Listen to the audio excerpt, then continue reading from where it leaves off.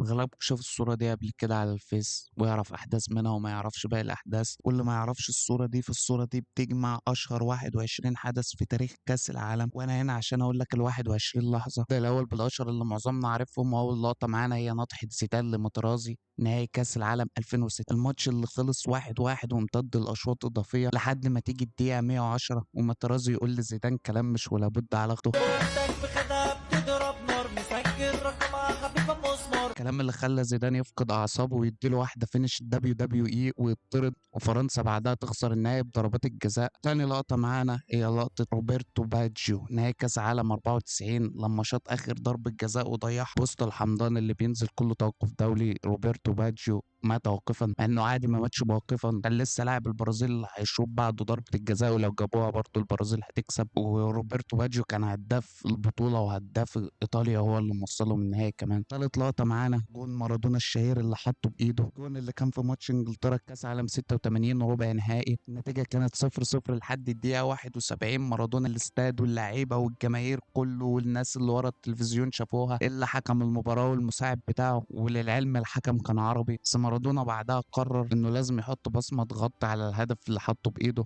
عشان مارادونا بعدها ب4 دقايق ياخد الكرة بنص الملعب ويلم كل حد جاي في سكته من لعيبة انجلترا لحد ما يروح للحارس ويلم، وسجل واحد من اعظم الاهداف في تاريخ اللعبة مش في تاريخ كأس العالم بس. بعد المباراة سألوا مارادونا عن الجون اللي حطه بايده، قال لهم دي مش ايدي، دي ايد الرب. طبعا استغفر الله العظيم. رابع لقطة بقى فهي غمزة رونالدو الشهيرة قدام انجلترا كأس عالم 2006. روني عمل فاول على كارفاليو مدافع البرتغال، رونالدو راح للحكم وضغط عليه عشان الحكم بعدها يدي روني الانذار التاني ويطرده، وبعدها روني يزق رونالدو ويتخانق معاه وهو خارج، رونالدو يغمز الغمزة الشهيرة اللي كانت سبب ان انجلترا كلها تتقلب عليه بما فيهم جمهور اليونايتد. كان بسببها رونالدو هيمشي من اليونايتد وما كناش هنشوف موسم 2008، بس السير صمم على رونالدو وحل المشكلة والخلاف ما بينه وما بين روني. هو الخلاف كده كده ما اتحلش ولسه روني شايلها له لحد دلوقتي وبيطلع على الميديا هيق على رونالدو عمه. خامس لقطة معانا فهي فاول رونالدينهو كأس عالم 2002، الماتش اللي كان بين البرازيل وانجلترا، النتيجة كانت 1-1. جه فاول بعد نص الملعب بشوية، رونالدينو كان عارف ان ديفيد سيمون بيتقدم وبيسيب المرمى عشان الفاولات اللي بتتلعب عرضية يطلع يمسكها، فقرر يغفله ويسقطها في الجون يجيب الهدف من فاول والماتش يخلص بعدها 2-1 للبرازيل وتأهل البرازيل. سادس لقطة معانا فهي اللقطة الشهيرة لستيفن جيرارد كأس عالم 2010 انجلترا والمانيا، النتيجة كانت 2-1 لألمانيا. لامبرد يشوط كرة تخبط في العارضة وتنزل جوه الجون بنص متر تقريبا وتخرج، حكم والمساعد ما بيحسبوهاش رغم ان هي كانت واضحة للأعمى والجماهير كلها كانت شايفاها، والماتش ده بينتهي 4-1 لألمانيا. سابع لقطة معانا هي عضة سواريز لكليني كأس عالم 2014، واللقطة اللي أطلقت على سواريز لقب العضات، الماتش اللي كان بين إيطاليا وأوروجواي، الاتنين كانوا 3 نقط ووصلوا للجولة الأخيرة، واللي يكسب الماتش ده حرفيا يتأهل، وأوروجواي قدرت تكسب، وبعد الماتش توقف سواريز عن اللعب بسبب العضة دي. تامن لقطة كأس عالم 94 اللي اتعمل في أمريكا، أمريكا جابت المغنية الشهيرة ديانا روز عشان تغني في حفلة الافتتاح. بص يا بنت الناس احنا هنعمل عرض، هتجري وتشوط ضربة الجزاء الجون يتفتح تكملي جري وتغني، وعملوا بروفات وكله جاهز وعديد من البروفات لحد ما جه يوم الافتتاح وجت تشوط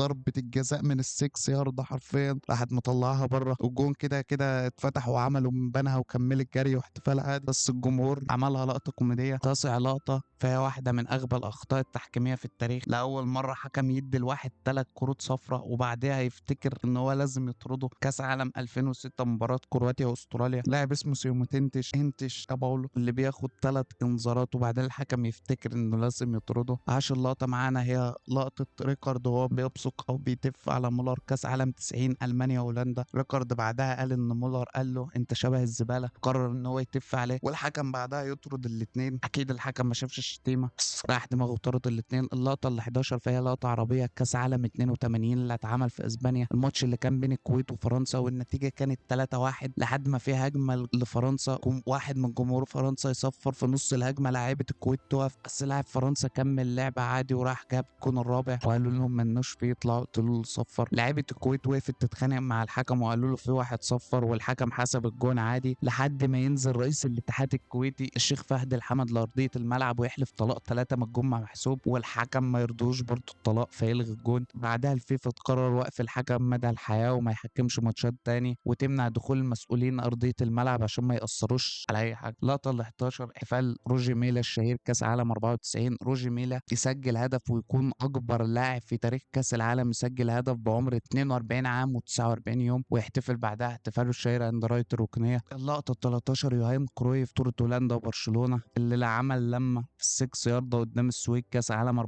وهولندا وصلت النهائي في النسخة دي لكنها خسرت برضه. اللقطة 13 الكلب اللي ماسك الكأس ده سنة 66 إنجلترا قررت تنظم كأس العالم ووروا كأس العالم للجمهور، بعدها اتفاجئت الشرطة إن كأس العالم اتسرق والبوليس والشرطة قلبوا الدنيا عليه، بس مفيش فايدة. بس بعد مرور 4 شهور من الحادثة مواطن إنجليزي بيمشي الكلب بتاعه، الكلب يروح جنب شجرة كان مفكره بيفك زنقة ولا حاجة، بعدين يروح وراه تلاقي كأس العالم، كأس العالم اللي الدولة كلها مقلوبة عشانه مرمي في حديقة جنب شجرة، والكلب بعدها يتكرم من القصر البريطاني. تخيل يا عزيزي الكلب اتكرم وانت لسه. اللقطة ال 14 ودي لقطة صعبة مش أي حد عارفينها، ودي لقطة روي هويتن لاعب أيرلندا، اللاعب اللي سجل هدف الفوز على إيطاليا. وبعدها لقطة أرجيمل لاعب اسكتلندا اللي سجل الهدف الثالث في مرمى هولندا بعد ما لم 5 لاعيبة من هولندا، الماتش اللي خلص 3-2 لاسكتلندا، وبالمرة هولندا برضه وصلت النهائي وخسرت. لقطة ال16 فهي لقطة أفريقية، الماتش اللي جمع بين زائر والبرازيل، وزائر دي كانت الكونغو الديمقراطية.